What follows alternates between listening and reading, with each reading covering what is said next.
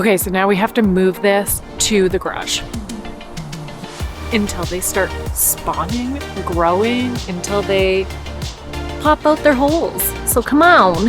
Hey there, and welcome back to another episode with Urban Gardening Canada. My name is Bree and I garden in Ottawa Zone 5. Today I'm going to be taking you through how to grow mushrooms in buckets. So I am going to be growing elm oyster mushrooms. I was gifted these from Grow Mushrooms Canada to try out, and I have been semi-obsessed with the idea of growing my own oyster mushrooms. I love the taste of them. They are so delicious to eat as like an appetizer or just like a random midday snack. I absolutely love them. And so I am going to be giving them a try.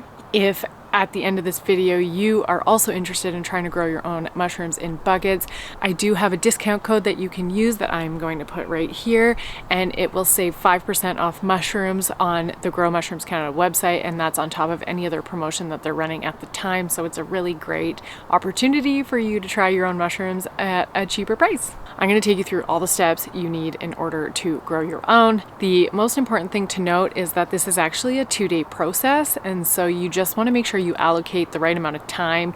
Because you have to do this over 2 days, make sure you have the time for that. So I am going to be using these ugly orange Home Depot buckets because that's the closest store to me to be able to get these 19-liter buckets with lids on them. And I'm also going to be using switchgrass. It's a native perennial grass here in Canada, and I was able to pick it up from a local farmer for a really good price. If you don't have access to that, you can use straw, which you can pick up at different stores such as Canadian Tire. And the reason that you want to use straw over hay is just that there is less seeds in it, so it's better for the mushrooms to be able to colonize faster. So before we get into the next part of this video, I wanted to let you know about my new course that I have out now called Adapt and Thrive: Gardening in a Changing Climate. Over the past season, if you've noticed that you've been experiencing unpredictable weather from rain, droughts, tornadoes, hurricanes, even hail in the middle of July, you'll know that the weather has become a lot more unpredictable. I've created this course that is set up for all parts of the garden, from springtime setup all the way through fall harvest, and even how to maintain your garden over the winter. And this is set up so that you could build a stronger garden for next season.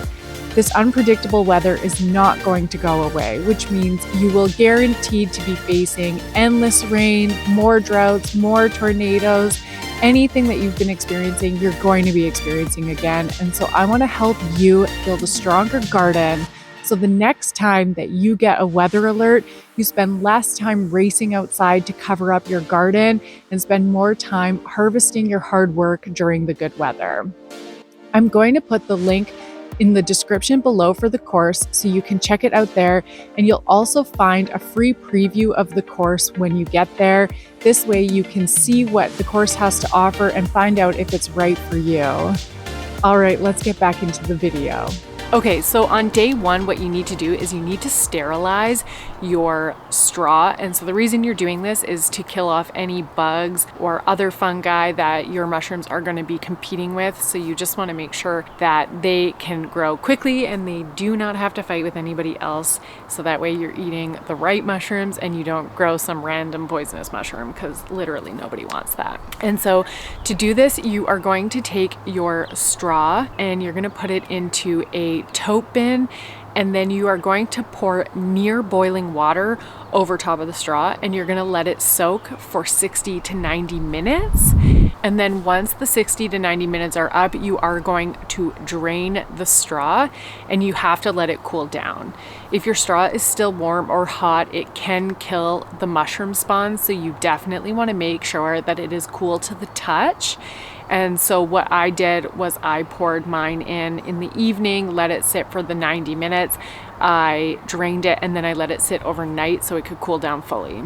So once the straw is cooled down, you do want to make sure that it is still moist, but it's not sopping or dripping wet. So either while you wait for your straw to cool down or on the second day, you are going to take your Home Depot bucket and you are going to drill holes into the bucket. And so to do this, you need your Home Depot bucket, you need a lid, and then you need a power drill with a 1/2-inch bit on it. And so you want to drill 1/2-inch holes into your bucket. This is the first time I've ever drilled holes into a bucket, and so it was harder than I thought it was going to be. It wasn't impossible, it just required more physical power than I thought it was. So it took me a little bit, but you're going to drill holes about every 3 to 4 inches on the bucket all the way around it. And this is where the spawn is actually going to come out and grow the mushrooms. So one package of these mushrooms can do anywhere from 1 to 2 buckets, and so I split the difference. I had 2 packages, so I put 2 packages of the mushroom spawn into 3 buckets. So once the holes are done, you're just going to do the lasagna method, which is a rotation between the straw and the mushroom spawn. So what you're going to do is you're going to stuff straw at the bottom of the bucket about 5 to 10 centimeters deep, and then you're going to crush the spawn up over top of that into a single layer, and then you're going to layer another 5 to 10 centimeters of straw into the bucket. So depending on if you're using an entire bag, or in my case 3/4 of a bag, will determine how many layers you're going to put in your bucket and how thick those layers of the mulch are actually going to be. Repeat that until you get to the top of the bucket, and then you are going to place a lid on top of that. Once all your buckets are full, you're just going to take it into a cool, dark place. In my case, I'm putting it in my garage. If you have a spot in your basement for the buckets, you can put them in there, but I don't have space for them, which is why they're going in my garage. And you're just going to wait for the spawn to start taking over and colonizing the bucket. And it should take anywhere from 10 to 14 days for the whole bucket to be inoculated. I am also growing wine caps outside. If you haven't seen that video yet, I'll link it in here for you to watch, because I love mushrooms, and so I wanted to try a couple different varieties. So it's been 4 days since I've planted my bucket. You can see in this video here what's been going on with it, and I'm going to catch up with you guys in maybe another week and a half once things have started to grow some more. Okay guys, it is day 13. I came out really quickly just to check on my buckets. So now that I have pins coming out of each of these holes, it's really important to make sure that they don't dry out, because if they do, they will abort or they'll just stop growing. And so I have this really useful mister that I have from Mossify, and so what I like about this is that once I turn it on, it actually just stays on, so I don't have to be squirting it and then using up a lot of extra energy. And so what I can do is just mist my entire bucket and make sure that the pins aren't drying out, so that way I can get mushrooms in a few days.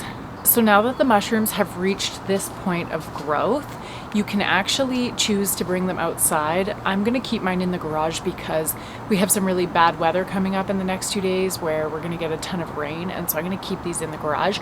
But really, if you have anywhere that's shady and has high humidity, it's perfect to bring them outside so they can finish fruiting, but leaving them in the garage is fine too. You just wanna make sure that you come out and mist them a couple times a day to ensure that you have the best mushroom harvest.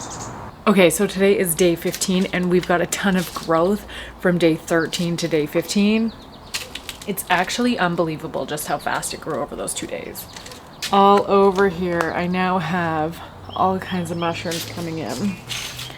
And so I'm gonna continue to keep growing them in my garage because I don't want any kind of infestation from bugs. And they're clearly doing just fine in the garage. I've just been misting them, and so I'm so impressed with how they're doing, and I can't wait for them. They're probably 2 to 3 days away from being harvested, and I'm glad that not every single one of the holes has grown mushrooms, because I have no idea how I would eat that many mushrooms at once. If you remember, I planted 3 buckets, and my other 2 buckets aren't doing anything. So I can see that there is a lot of growth happening inside of the holes, but nothing has quite come out yet. This one here has the most amount of growth coming out of it. You can see the pins are finally starting to pop out, but otherwise there's not a single bit of actual mushroom coming out of it. And so again, I'm pretty happy about it because that means I don't have to eat, 10 pounds of mushrooms. So it's working out really good, and I'm looking forward to showing you guys the end result when I harvest the mushrooms. So I'll see you in the next clip. Okay, so it is day 17 and we're going to harvest our mushrooms now. I can't believe that we got mushrooms in under 3 weeks. It's so exciting.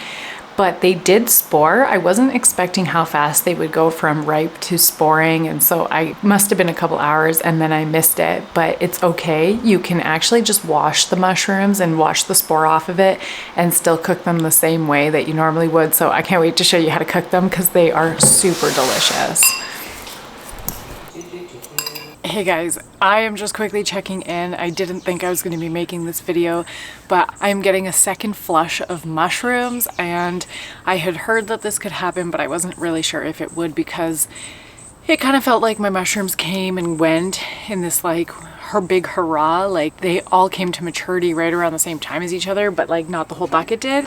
But as you can see here, some of the mushrooms are coming out again and some are still not, but I actually have 2 buckets that are coming out, and I just wanted to show you guys that even after you get your first flush of mushrooms, you can get a second one. And not even a small amount, like a pretty good amount, and I can see more pins coming out here. I'm pretty stoked that I'm gonna get another round of mushrooms. So I think I got my first round on day 17, and then today is the 27th day. So I guess 10 days later, I'm now getting some more. So that's pretty fun. So some of them are further along than others. These ones I think are ready to be harvested probably today. These ones maybe tomorrow. And so I just thought I would come outside and give them a good spritz before they go back inside. Plus they like to get a little bit of light. So giving them some light and some moisture, and then I will be harvesting them and eating them shortly. So that was pretty fun. Quick update. I am a little curious about this green mold that's in here. I'll give you guys a close-up and I will look at what that is. Hey guys, I wanted to give you a really quick update on the green mold that I found in my oyster mushroom bucket. I contacted Grow Mushrooms Canada just to learn a little bit more since I'm new at this, and they said that the mushrooms that had already come out of the holes and fruited are safe to eat as long as the green mold isn't actually on the mushrooms. So that's really good news. So I harvested everything that we already had fruiting. So a couple things that they told me to do was to empty out my buckets and throw all of it out. So I'm just gonna use that mulch at my allotment. I think it should be okay out there. And then they said to disinfect the bucket. So with anything like bleach, hydrogen peroxide, or rubbing alcohol. So I'm probably gonna go with the rubbing alcohol or hydrogen peroxide. I try not to use bleach at all. And then they said if I was growing them indoors to move them outside because you don't want the spores of that mold inside your house. Makes total sense. Thankfully, I was already growing mine outside. And then they did mention that mold is the bane of mushrooms' existence. And so I guess it's very common for this mold to end up inside of your mushroom buckets or your mushroom growing kit. And so this is normal to see. So it's not too big of a deal, except for the fact that it's the end of the road for my mushrooms. So that part's a bit of a disappointment. So I'm actually gonna try and do it another time. And so when I do that, I will let you guys know in another video how the results of that one are. But otherwise, I'm pretty pleased with how this worked out, and I'm looking forward to trying it again. And that's everything. This video took me over a month to film because of all of the different steps and how long it took to do the mushrooms. And then I wasn't expecting this green mold situation. So this was an interesting experience to be able to add this on the end, and I'm so glad I was able to give this to you guys before I posted this video. And so this ended up being a way more comprehensive video than I was expecting, but I hope you enjoyed it and you learned something. Again, if you are interested in trying your own mushrooms, I'll put the link below with the 5% discount. And if you enjoyed this video, make sure to give it a thumbs up and subscribe to the channel, and I'll see you in the next video. Bye.